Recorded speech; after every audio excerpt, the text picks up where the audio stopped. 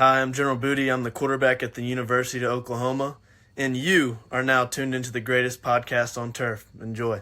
What's going on, guys? Welcome back to this week's first exclusive segment from the greatest podcast on turf. I'm Ryan. I'm Anthony. And we got our weekly best bet series. Tell them how we did last week. We were 5-1. I was the one that let us down with that one. But at the end of the day, 5-1, you're in the green. You're 100% in the green. You're happy that you followed us. This week, I hope we can do the same. Yeah, it is currently Wednesday, September 13th at 7:40 p.m. So I will say as a disclaimer, these lines are subject to change. Could drop, could move a little bit, move up, move down. But you guys get the memo. These are the picks we're going with. So don't forget to like the video. Subscribe to the channel if you're new for free money. We are not financial advisors. We're just telling you the bets that we are making. I went 3-0. I don't remember if Ryan said it or not, but I went 3-0 last week. I did. I said I was the one that had the one loss. So people would imply. Well, what I do every week is I put in 3 tickets. I do 1 with my bets, 2 with your bets, and the third one is all of our bets together. So. Fair enough. To start us off, I'm going to go with the over. I think it's the same thing I did last week. Started with an over and it worked. So we're running it back. Yeah. Chiefs Jaguars over 51. I do know that the Chiefs didn't look great week 1. However, Nobody did for one. Teams that didn't play their players in preseason didn't look the best. I know the Chiefs played Mahomes a little bit, but in general, nobody really looked good week 1. And the Chiefs, they really couldn't catch. They were missing Travis Kelce, and that hurt them a lot. Now I believe Travis Kelce's going to be back. The Chiefs are pissed off by losing their home opener to the Lions, a team that they had no business losing to, whether you'd like to admit it or not.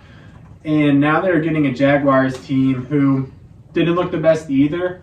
However, their offense did score a lot of points. It's going to be in Jacksonville, so it's beautiful weather. Not that the weather matters at this time anyway.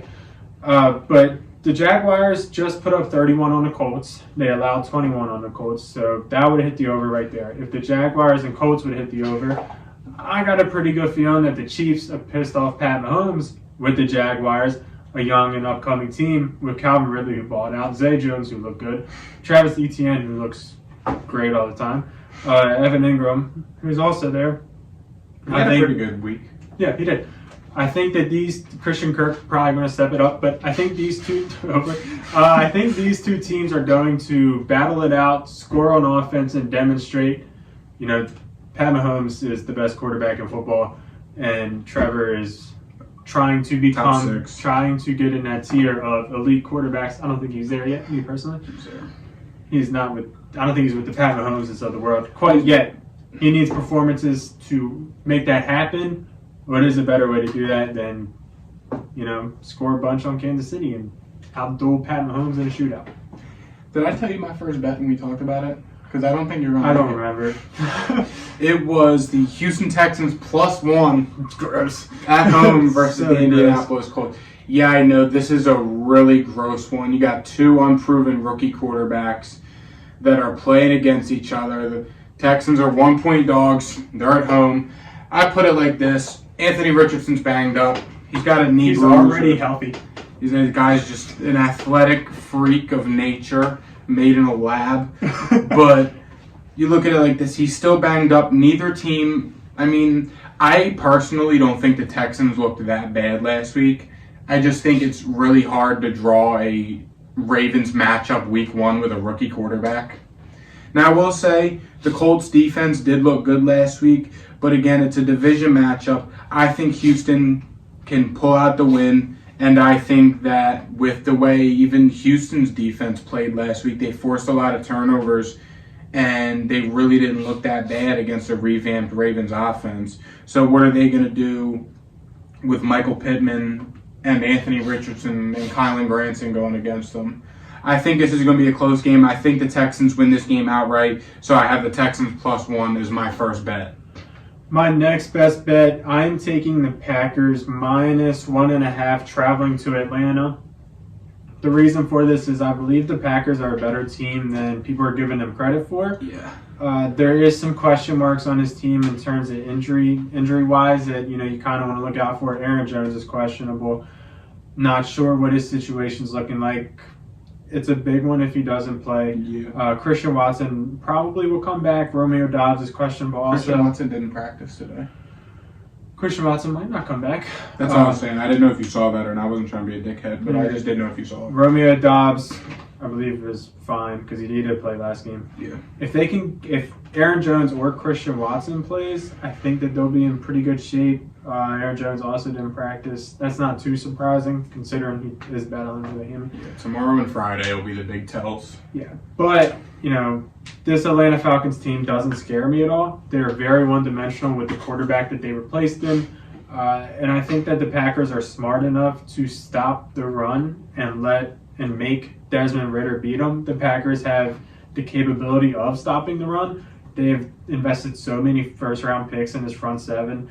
It's kind of gross. Rashawn Gary, Quay Walker, Lucas Van Ness, Devontae Wyatt, and I'm not sure what Kenny Clark was, but he was probably a first-round pick. He was a first-round pick, and he's a stud. So the Packers, they invest so much in this front seven. I think they're going to be able to limit Tyler Algier and Bijan, and they're going to force Drake London to beat them. Oh, wait, they have Jair. And, they're going to try to force Kyle Pitts to beat them, but they don't throw it to Kyle Pitts. So give me the Packers in this one minus 1.5. I think I think Kyle Pitts led the team in targets with 4. He led the team in receiving with 60 yards. It's a problem. I also like that Packers minus 1.5 bet as well. I did have it before we deliberated.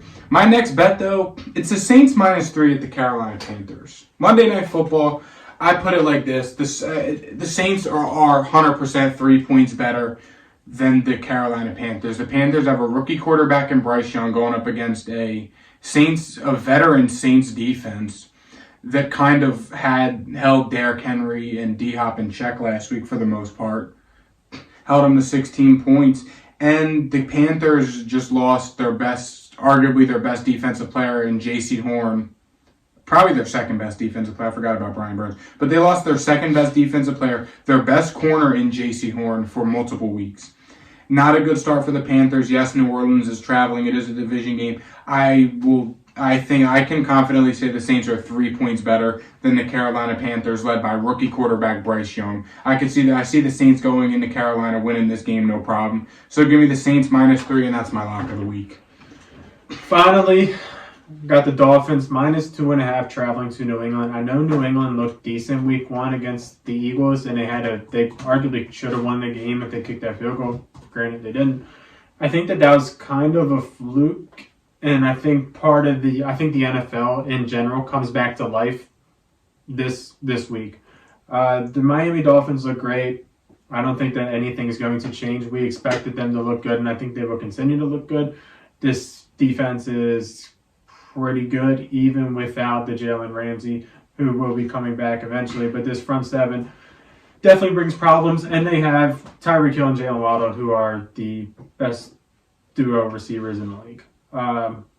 Jumping over to the Patriots side, they're dealing with a lot of question marks on the offensive line. Yeah. Not sure if these guys are playing or what. I know Mike Onwenu and Cole Strange didn't play week 1. Yeah, they didn't play last week. Yeah, so against Philly. These guys could be sitting out again, and that's not a really good thing to do against Miami. Nonetheless, I feel like Miami's just a better team. I trust Tua more than I trust Mac Jones, and I definitely trust the Miami receivers more than I trust. I don't see New England scoring points on offense, if I'm being honest. They hung up 20 against Philly. They ain't going to do it against Miami. Nah, but also sticking with this game, if you maybe think the Patriots have more of a shot than Ryan says, or if you're a Patriots fan, I would say take the under of 46.5 points. Yeah, I get it. Miami's offense was explosive last week, and they were explosive last year as well. And the Patriots offense didn't look bad. Mac Jones is the top 5 passing yards in the league right now. But if you go back, 5 out of the last 6 games that they've played against each other have gone under 47 points, which it's 46.5, but they've gone under 47 points. I mean, even dating back to Tom Brady's last year, they were very close on the 46.5 point range. Even when the Dolphins offense was explosive last year, the Patriots held them to 20 points. I mean, Bill Belichick knows what he's doing. He held Philly to 26 points, who's arguably a more explosive offense than Miami. Arguably. I wouldn't make the argument, but They're arguably more explosive. I would say more efficient, not explosive. Efficient, explosive, potato, tomato. But yeah, I like this under this week. It's a pretty safe bet. Again, 5 out of the last 6 times these two teams have played, it has gone under 46.5 points. So with that being said, be sure to go put your bets in for the week for Sunday and Monday's games. Again, we didn't talk about the Thursday night game because it happened last night.